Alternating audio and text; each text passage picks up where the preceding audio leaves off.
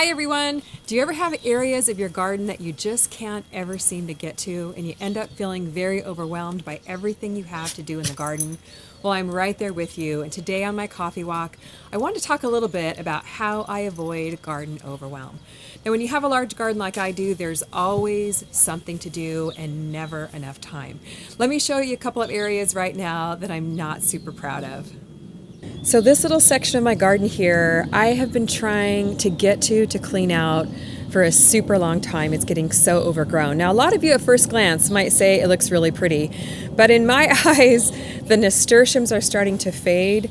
They really need pulled out. I was able to get in here last week and clean up the strawberry towers, but there's a ton of weeds in here, and my oregano is just looking pretty miserable. It definitely needs trimming back. And that big bush there, that is a big bunch of sage that is way overgrown and definitely needs cutting back. The celery is going to seed. I need to plant things in these tomato cages. This garden bed right now, in my opinion, is just looking pretty miserable. And these containers here, I'm really embarrassed to show these to you guys. Dead plants need pulled out, something else new needs planted there. And these flower seedlings desperately need planted. Actually, I think I forgot to water them, and so they're looking a little bit brown. And guys, I'm definitely embarrassed to show you this. This is a side of my house we rarely show on videos, especially not lately. Look what a mess it is. I just have not had time to get over here and clean this up. This is my compost pile right here, and I've been so busy getting the garden planted. This has really gotten neglected. I don't know if you guys have a side of your house like this, but if you do, please let me know that I'm not alone here. And here's more seedlings that need planted, including my beefsteak tomato. You can see there's a lot of work to be done in the Callie Kim garden. More things to plant.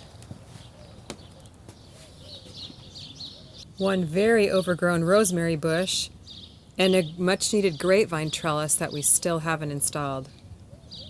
Well, hopefully I'm not alone in my feelings of sometimes being overwhelmed at everything there is to do in the garden. Can you relate? Leave me a comment below.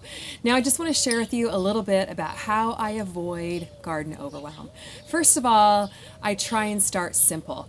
Now, I know it might not seem like I have a simple setup, but I do try and keep things simple in the garden. So if you're just starting out, I would really encourage you to start simple, keep it small, and then expand later as your skills and confidence grow. Secondly, I really try and bite off little chunks of things to do at a time. Maybe I don't have a full day to spend in the garden, but I do like to try and focus on just one thing at a time. Like maybe today, I'll just focus on getting the nasturtiums cleared out and something else planted in its place. Or maybe I'll just focus on one garden bed at a time and focus on that for the day, get it completely cleaned out, get the drip irrigation installed, get plants in, so I really do have a sense of accomplishment. Now, third thing, and this is a huge one for me, is don't strive for perfection.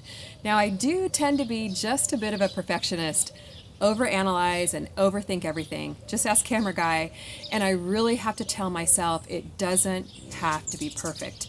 Just as long as I'm getting things done, imperfect is good enough. So I really encourage you to do that. Sometimes when I try and make it perfect, I end up not doing anything, which is definitely not a good way to go. Now, the fourth thing that I really like to do is use my daily coffee walks as really a way to walk around the garden, assess what needs to be done, and then take care of any emergencies first. Emergencies might be things like holes in my pepper leaves, or maybe it's going to be super hot today and I need to get shade cloth over my plants. Maybe a plant is dying and it needs some water. So my daily coffee walks are really a way to take assessment and see what needs to be done in the garden, and then make a very simple list of things that need to be done over the next couple of days.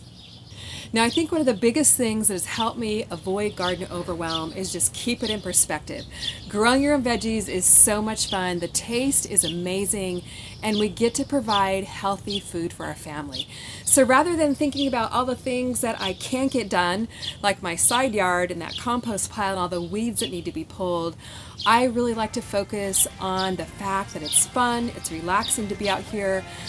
I mean, I get to do what I love for a living and come out here and enjoy the birds, have Mac by my side, plant and harvest veggies. So keep it all in perspective. It should be fun, not stressful.